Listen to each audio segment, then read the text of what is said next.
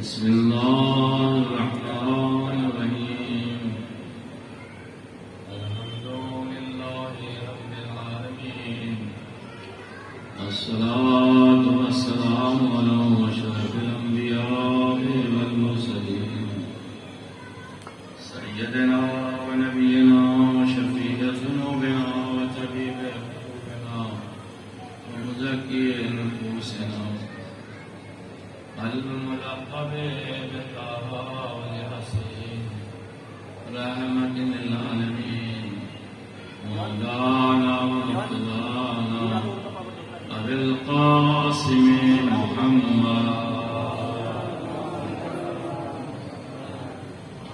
وعلى آله الطيبين الطاهرين المعصومين المذنبين الذين أظهر الله عنهم الرجس وطهرهم تطهيرا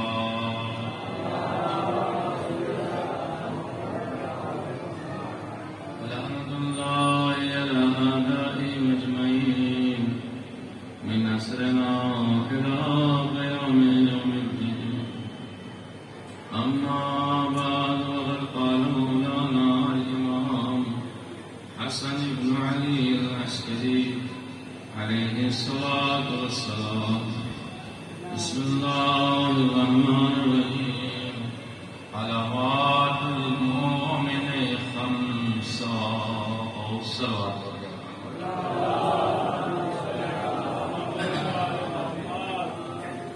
عزیزان گرامی، ایام عزا کی آخری مجلس اور غالباً ایسی مجلسوں میں جو جلوس کی مجلسیں ہوتی ہیں یا تابوت کی یا مہدیوں کی جو مجلسیں ہوتی ہیں اس کے اندر مصاحف کا اضافہ زیادہ ہوتا اور لوگ مصاحف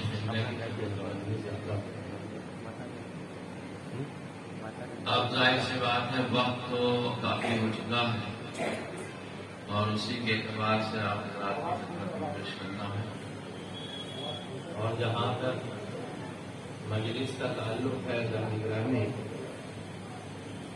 آج جو میں نے آپ کی خدمت میں حدیث کا پہلا فقرہ پیش کیا ہے، یہ غالباً پوری دنیا کے اندر جتنے بھی خطبہ ہیں، ذاکرین ہیں، پڑھنے والے ہیں، واعظین ہیں، علماء کرام ہیں، مجالس کو خطاب کرنے والے ہیں، اس حدیث شریف کو مسلسل آج کے دن اور 40ویں کے دن پڑھتے ہیں۔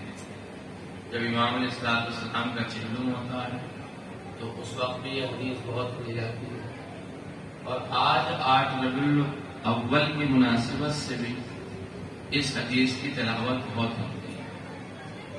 امام علیہ السلام نے، اگر آپ پوری مجلس میں ایسی سیٹ کرتے رہیں گے تو میرا دماغ جو ہے وہ آپ کے مائک کی طرف رہے گا، ایک آواز پہ سے سیٹ کر دیجئے اور پھر بات ختم کر دیجئے۔ ایک صلوات بولے محمد۔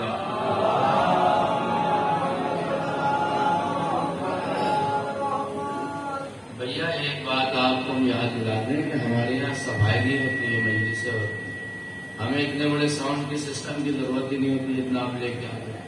ہمارے لیے تو آپ ایک ایمپلیفائر لے آتے، ایک چھوٹا سا اسپیکر لے آتے، مائک ہوتے، وہی ہماری مجلس کے لیے کافی ہوتے ہے کہ نہیں بات؟ یہ جو آپ سسٹم لائے ہو تو وہاں کے لیے جہاں 10,000 آدمی، 20,000 آدمی، 50,000 آدمی ہیں اور ان کے یہاں آپ نے 150 جو ہے وہ اسپیکر رکھنے ہیں اور سب کو آواز پہنچانی ہے۔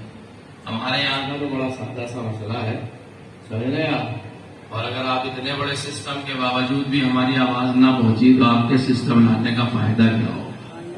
ہے کہ نہیں وہاں کوئی بات؟ اتنا بڑا سسٹم آپ لے کر کے آئے ہیں تو ہمیں کیا فائدہ ہو؟ ایک صلوات پڑھیں محمد آل محمد۔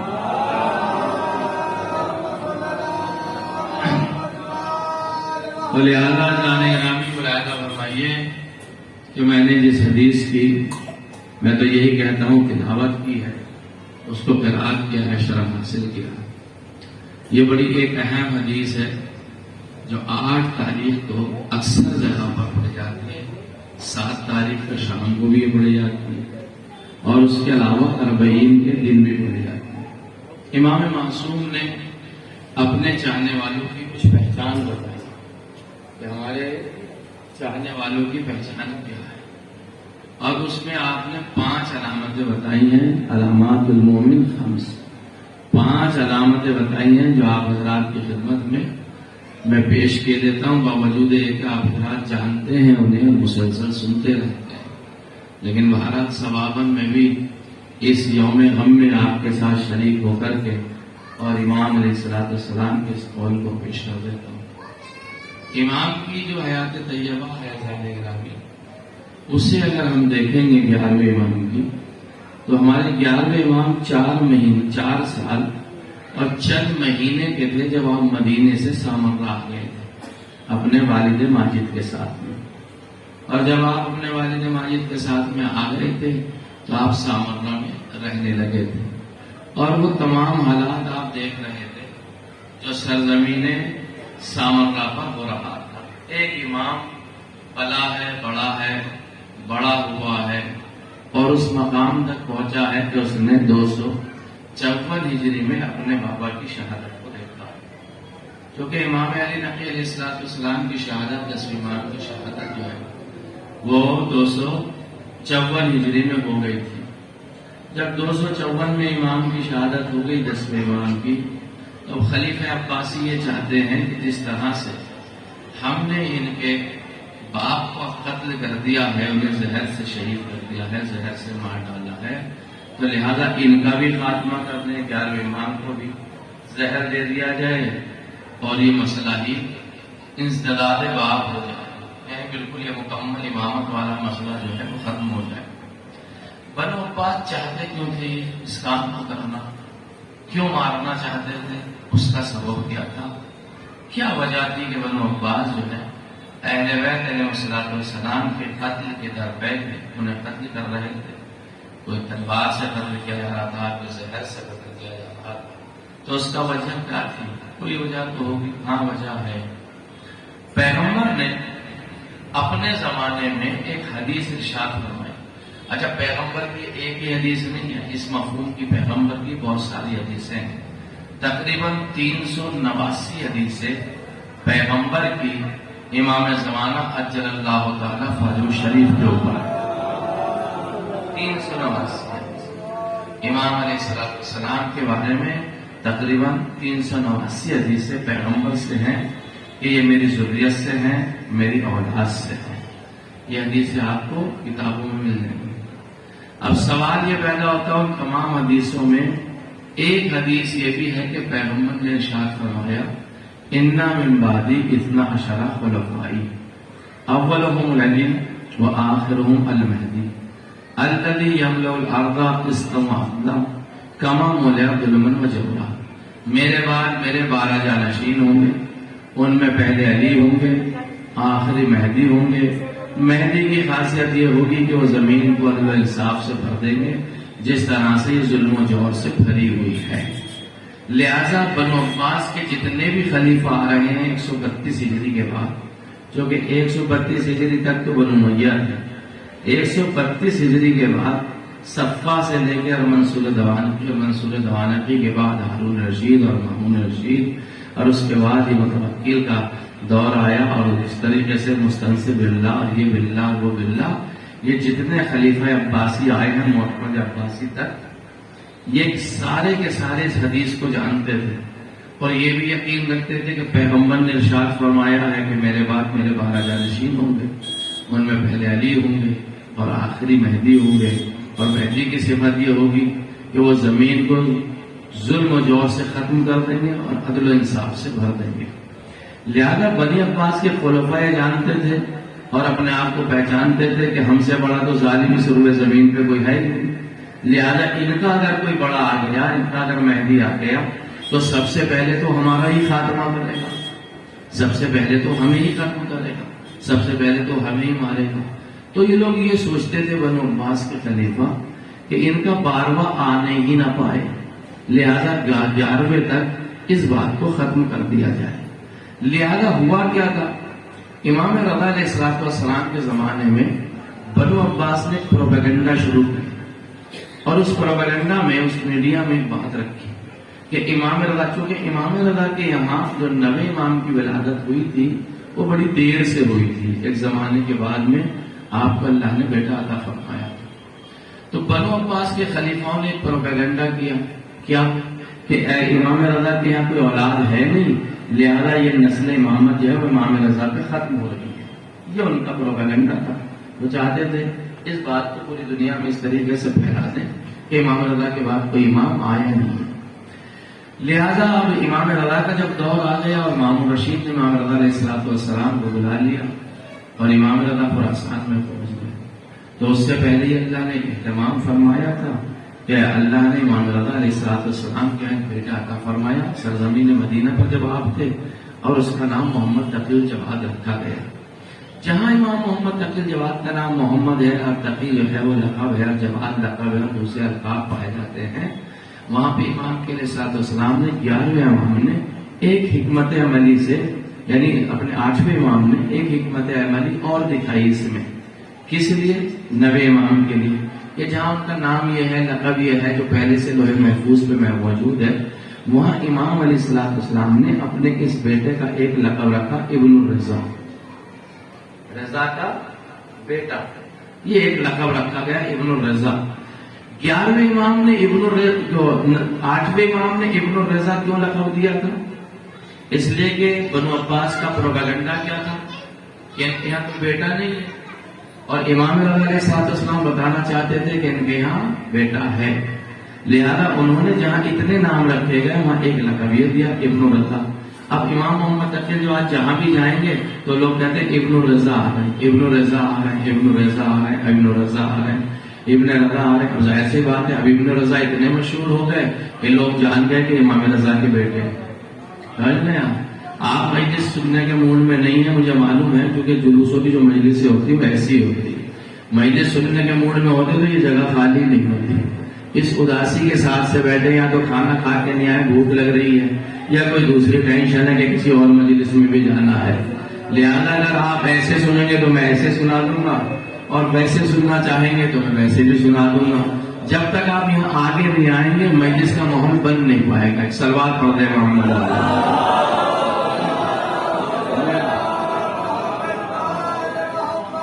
ایک اور صلوات پڑھ دیں محمد علیہ.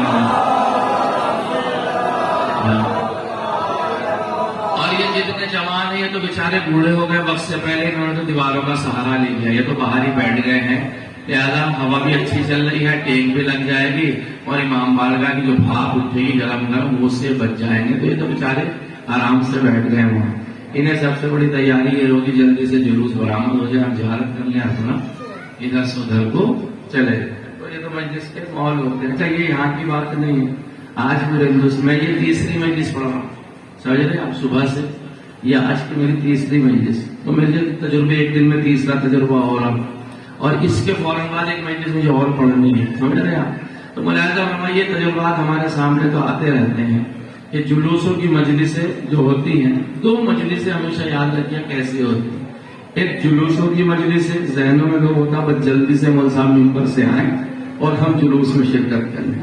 اور اگر ایک کوئی چیز نوحے خان کو بلا لیا کہیں سے آپ نے، تو لوگ یہ سوچتے ہیں یار مول صاحب کو صرف مسائل پڑھ کے اتر جائیں تاکہ ہم نوحے سن لیں. یہ مجلسوں کے مزاج لوگوں نے اپنے بنا رکھے ہیں. بہرحال میں اس میں کیا کر سکتا ہوں. تو حکمت علی امام رضا کی کیا تھی؟ سنیے تاریخ کیا ہے.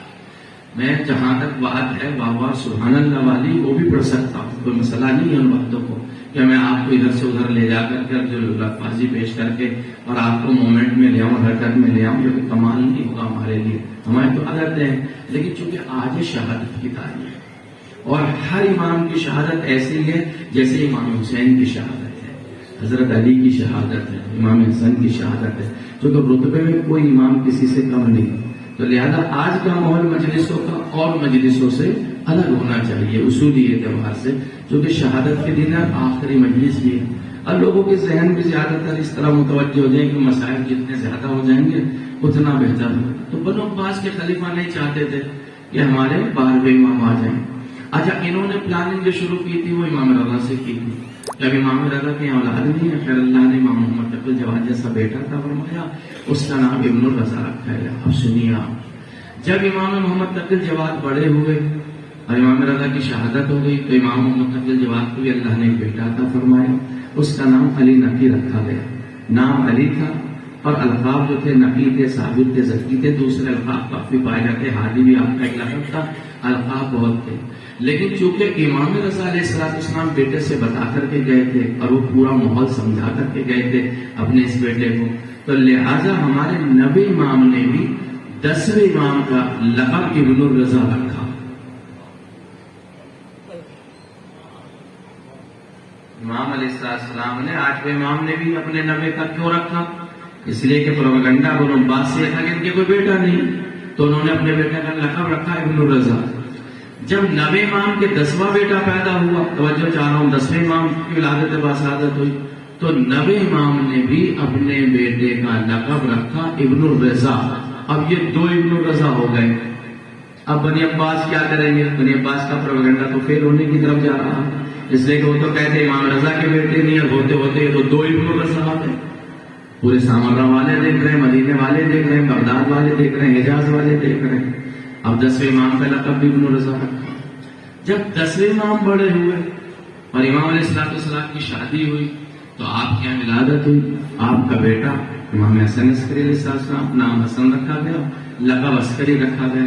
لیکن 10ویں امام نے اپنے اس 11واں امام جو آ رہا اپنے بیٹے کا نام لقب ابن الرضا رکھا. یعنی ہمارے اہل بیت علیہ السلام میں امام رضا کے بعد 3 ابن الرضا ہیں. 9واں امام ابن الرضا، 10واں امام ابن الرضا اور 11واں امام ابن الرضا. اب یہ بنو عباس والے یہ سوچتے ہیں کہ ان کے ہوتے ہوتے 11ویں تک تو پہنچ گئے، اور پیغمبر کے ادھر سے حدیث انہیں ستا رہی تھی. پیغمبر کی حدیث کیا ستا رہی تھی کہ میرے بعد 12 جانشین ہوں گے، پہلے علی ہوں گے، آخری مہدی ہوں گے. مہدی کی خاصیت یہ ہوگی کہ زمین کو عدل و انصاف سے بھر دیں گے، جس طریقے سے ظلم و جور سے بھری ہوئی ہے، یہ مہدی کی خاصیت ہوگی. تو اب یہ سوچتے چلو 11 تک تو آ گئے، اب ان کے 12ویں کو مت آنے دو تاکہ وہ سلسلہ 11ویں پہ ختم ہو جائے. لہذا 254 ہجری میں کی پلاننگ یہ ہوئی کہ امام حسن عسکری علیہ السلام کے جو والد مسجد ہیں، توجہ چاہ رہا ہوں میں آپ حضرات کی، امام علی نقی علیہ السلام جو 10ویں امام ہیں انہیں زہر دے دیا جائے. اور 254 ہجری میں 10ویں امام کو زہر بھی دے دیا اور امام کی شہادت بھی ہو گئی. لیکن امام علی نقی علیہ السلام ایک اہتمام فرما کر دے گئے. یہ بڑی تاریخی بات ہے، سننے کی بات ہے. ذات گرامی آپ سنجیدگی سے سن رہے ہیں، میرے لیے خوشی کا مقام ہے اور کافی ہے میرے لیے کہ آپ حضرات اتنی سنجیدگی سے میری باتوں کو سن رہے ہیں. 10ویں امام اپنی حیات میں ایک اہتمام فرما کر کے گئے تھے. سامرہ کی سرزمین پہ آپ سرداب دیکھ رہے ہیں نا، جہاں جو لوگ زیارت کو گئے انہوں نے سرداب کی زیارت کی ہے. یہ جو سرداب ہے یہ اصل میں سرداب نہیں ہے. مسئلہ یہ تھا 10ویں امام کے زمانے میں کہ بنو عباس اتنا ظلم کر رہے تھے. ان کا ظلم سنانے کے تو واقعات وقت کا ٹائم میرے پاس میں نہیں ہے ذہن گرامی. اتنا ان کا ظلم تھا کہ بنی عباس کا اگر وہ یہ بھی سمجھ جاتے تھے نا کہ یہ سید شریف کوئی جا رہا ہے تو اسے سونگا کرتے تھے اور اس کے بدن سے خوشبو آیا کرتی تھی سید کی. تو جب خوشبو آیا کرتی تھی تو اسے پکڑ کے اسے قتل کرا دیتے تھے کہ یہ سادات علوی میں سے، سادات فاطمی میں سے اس کا قتل کرا دو.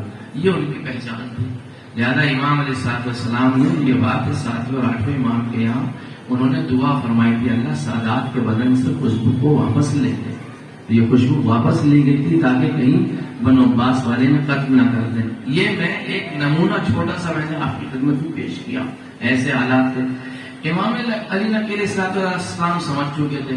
لہذا امام علی نقی کا جو گھر سامرہ میں تھا تو بالکل سامرہ میں جہاں امام علی نقی علیہ السلام رہتے تھے وہاں پہ ان کی بہن بھی رہتی تھی حکیمہ خاتون، جو کہ پھوپھی تھی جناب امام حسن عسکری علیہ السلام کی. ان کا گھر بھی بالکل پاس میں تھا.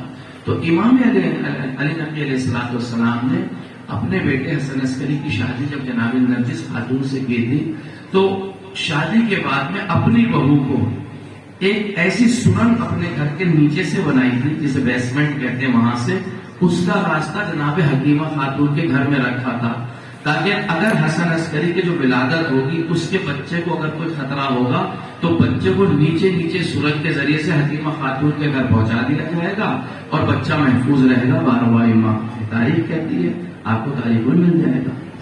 لہذا بنو عباس نے کیا کام کیا 10ویں امام کی شہادت کے بعد؟ اب آگے 11ویں امام، جو کہ ان کے ذہن میں کیا تھا، 11ویں امام کی عمر مبارک تو ہو چکی ہے، شادی ہو چکی ہے 10ویں امام کے زمانے میں، سمجھ گیا، اور ایک عمر ہو چکی ہے، 22 برس کے ہیں ماشاءاللہ سے. 11ویں امام حسن عسکری جن کی شہادت ہم منانے بیٹھے ہیں وہ 22 برس کے. اب انہوں نے کیا کام کیا تھا سانے گرامی، بنو عباس والوں نے امام حسن عسکری کے گھر کچھ کنیزیں بھیج دی اور کچھ خواتین بھیج دی، صرف اس بات کا پتہ لگانے کے لیے کہ حسن عسکری کے یہاں کوئی زوجہ یا کوئی کنیز اس امید سے تو نہیں ہے کہ اس کی ولادت ہونے والی ہو. کنیزوں کو گھروں میں بھیجا گیا جاسوسی کے لیے بنو عباس کی طرف سے. جب جاسوسی کے اعتبار سے یہ کنیزیں وہاں پہنچی تو انہوں نے پتہ لگایا کہ ہاں کوئی بھی کنیز ان کے گھر میں یا کوئی زوجہ ایسی نہیں ہے جس سے کہ یہ امید ہو کہ اس کے یہاں کوئی بچہ پیدا ہونے والا، تو انہوں نے یہ خبر پہنچائی بنو عباس والوں کو. تو یہ لوگ مطمئن ہو گئے کہ اب ان کے یہاں کوئی پیدا ہونے والا نہیں ہے. لہذا بنو عباس نے کیا کام کیا؟ بنو عباس نے کام یہ کیا جانے گرامی کہ امام حسن عسکری کو 254 ہجری میں قید خانے میں ڈال دیا، یعنی 10ویں امام کی شہادت کے فوراً بعد اسی سامرہ کے قید خانے میں ڈال دیا. جب سامرہ کے قید خانے میں ہمارے 11ویں امام کو ڈال دیا 254 ہجری میں، ڈالا کیوں تھا؟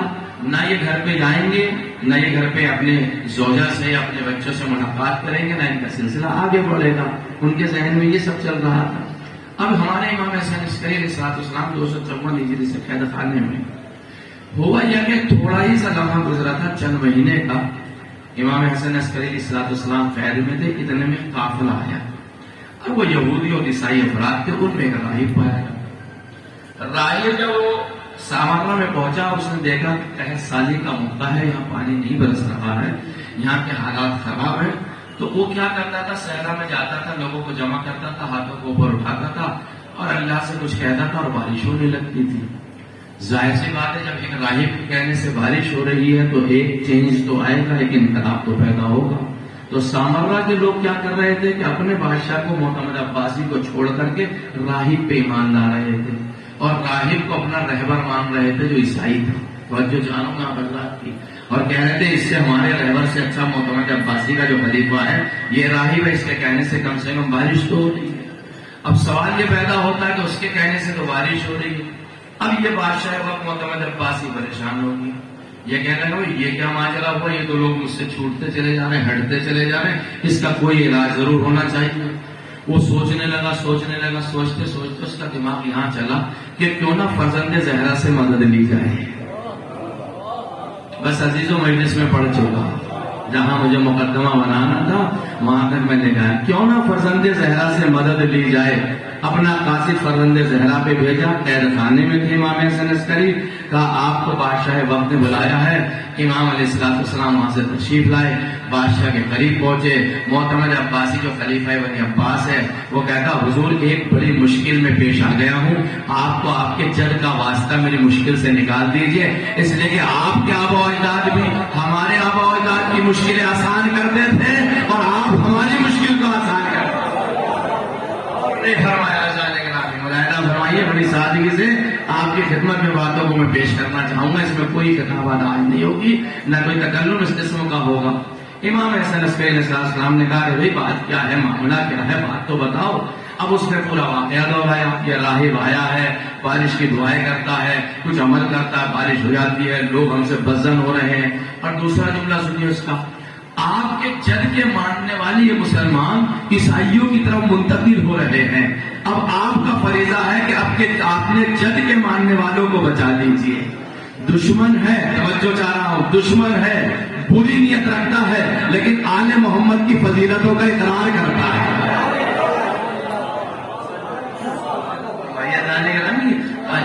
دیکھیے آپ تاریخ کہاں سے کہاں جا رہی. کہتے ہیں معاملہ کیا.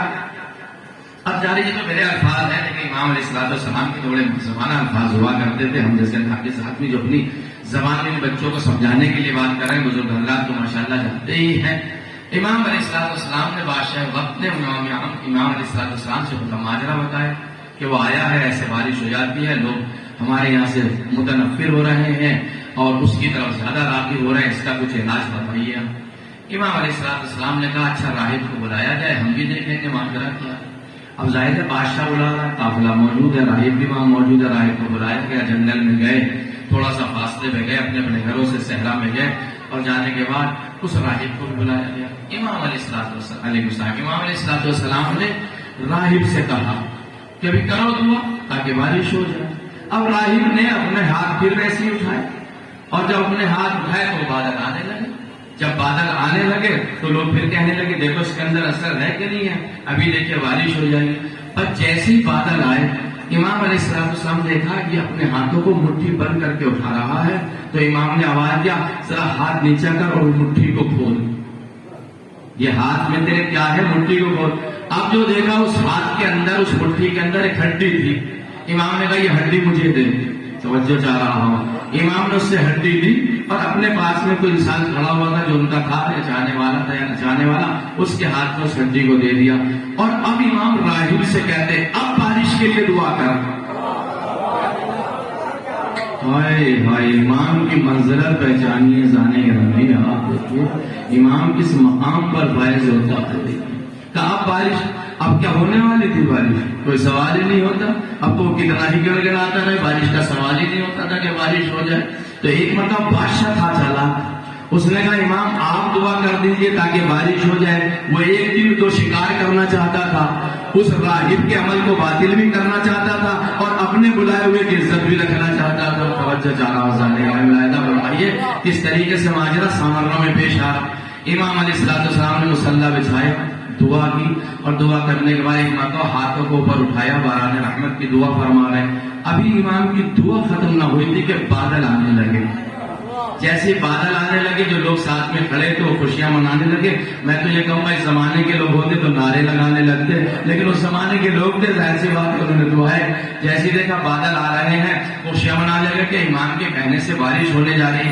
جیسی بادل آیا اور گھنا بادل آیا، امام علیہ السلام نے آواز دیا خبردار ابھی خوشی منانے کی کوئی ضرورت نہیں ہے، یہ بادل تمہارے شہر کے لیے نہیں ہے، فلاں شہر کے لیے آ رہا ہے۔ امام کو پہچانی ہے، جانے فرمائی بادل وہاں سے گزر گیا، دوسرا بادل پھر آ رہا ہے، پھر لوگوں نے خوشیاں منائی۔ امام علیہ السلام نے کہا تھوڑا سا اور انتظار کرو، یہ ابھی بادل تمہارے شہر کے لیے نہیں، یہ دوسرے شہر میں جا رہا ہے۔ توجہ چاہ رہا ہوں، اب ایک مرتبہ بادل آیا، گھنا بادل آیا، لوگوں نے خوشیاں منائی، اور امام نے کہا یہ بادل تمہارے لیے ہے۔ بس اتنا کہنا تھا کہ ایسی موسلا دھار بارش شروع ہو گئی کہ پورا سامرا جل تھل ہو گیا، پانی ہی پانی ہو گیا۔ بادشاہ کا مقصد بھی پورا ہو گیا، راہب کی باطلیت کو بھی باطل کر دیا کہ وہ کس عقیدے کو لے گیا تھا۔ اب جب یہ ماجرا امام حسن عسکری کے سامنے ہوا تو لوگوں میں جوش آیا، خوشی آئی۔ اب انہوں نے نعرے بازی شروع کر دی، انسان ہو تو ایسا، کریم ہو تو ایسا، فضل کرنے والا ہو تو ایسا، امام ہو تو ایسا، ولی خدا ہو تو ایسا، وسیع رسول خدا ہو ہے تو ایسا، امام وقت ہو تو ایسا۔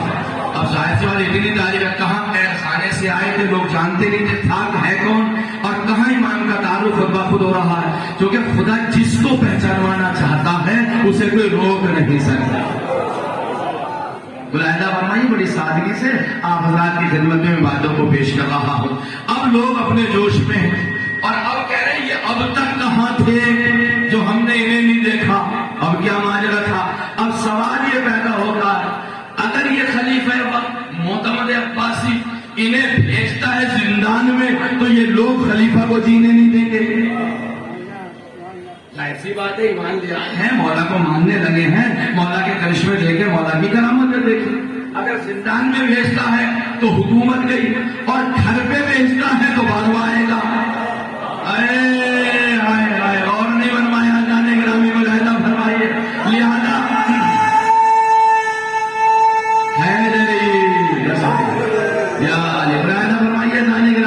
دیکھیے اب زندان تو بھیج نہیں سکتا، حکومت خطرے میں پڑ رہی ہے، اب مجبور ہے کہ گھر پہ بھیجے۔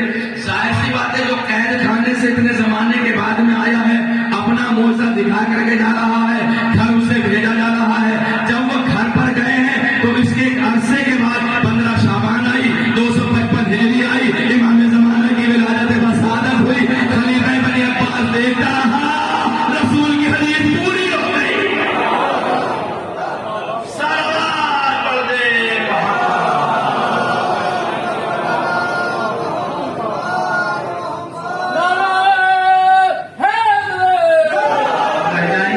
سے میں وہاں تک پہنچ نہیں پاؤں گا، وقت میرے پاس ہے نہیں، مجھے 2 بجے ممبر ملنا تھا لیکن 2:22 سے 2:20 پہ ملا، تو وہ 20 منٹ میرے کم ہو جائیں گے، ظاہر سی بات ہے، کیونکہ مجھے 3 بجے ٹھیک آن لائن مجلس پڑھنی ہے، وہ لوگ بھی من کے مرثیہ شروع ہوا جیسے میں نے میسج دیکھا، تو لہٰذا میں اپنی بات کو یہی روکتے ہوئے انشاءاللہ جو باتیں رہ جائیں گی اس کی قضا پھر کبھی آپ حضرات کی خدمت میں کی جائے گی۔ امام علیہ السلام گھر گئے، 12ویں امام کی ولادت باسعادت ہو گئی۔ اب ہمارے یہ امام جب 12ویں کی ولادت ہو گئی، اچھا یہ بات بھی میں پڑھتا چلوں تاکہ کیونکہ اس کے اندر ایک بڑا ہے بات ہے، جب 11ویں امام کے یہاں 12ویں امام کی ولادت ہوئی ہے تو 11ویں امام نے اپنے بیٹے 12ویں کی حفاظت کرنے کے لیے 300 عقیقے کیے۔ کتنے؟ 300 عقیقے سلامتی کے لیے۔ عقیقہ کرتے کیوں؟ کلو مولود مرتہن بالعقیقہ، ہر بچہ گروی رکھ دیا جاتا عقیقے کے ذریعے سے۔ عقیقہ کرتی بچوں کا اس لیے ہے تاکہ اس جانور کے بدلے میں، اس حیوان کے بدلے میں یہ بچہ سالم رہے، اس کے بالوں دعائے عقیقہ کیا ہے؟ اس کے بالوں کے بدلے میں اس کے بال سالم رہے، اس کی ہڈیوں کے بدلے میں اس کی ہڈیاں سالم رہے، اس کے خون کے بدلے میں اس کا خون سالم رہے، اس کے گوشت کے بدلے میں اس کا گوشت سالم رہے۔ اور ایک عقیقہ طویل طور سے اگر دیکھیں کم سے کم 70-80 سال کی ضمانت تو لے ہی لیتا ایک انسان کی اور ایک بچے کی۔ وہ الگ ہے کہ کچھ مسائل بیچ میں آ جائیں، لیکن عقیقہ رحم رکھ دیا جاتا ہے کے ذریعے سے، بچے کو بچہ گر بھی رکھ دیا جاتا ہے، اس کے اوپر بلائے نہیں آتی ہے۔ عزیزان گرامی ملاحظہ فرمائیے، وہ امام جو اپنے بیٹے کے 300 عقیقے کر رہا ہے اور 300 کو آپ 70 سے ملٹیپل کریں گے تو 21,000 سال بنتے ہیں، تو 21,000 سال کی ضمانت تو 11ویں امام نے لے لی آپ کے زندہ رہنے کی۔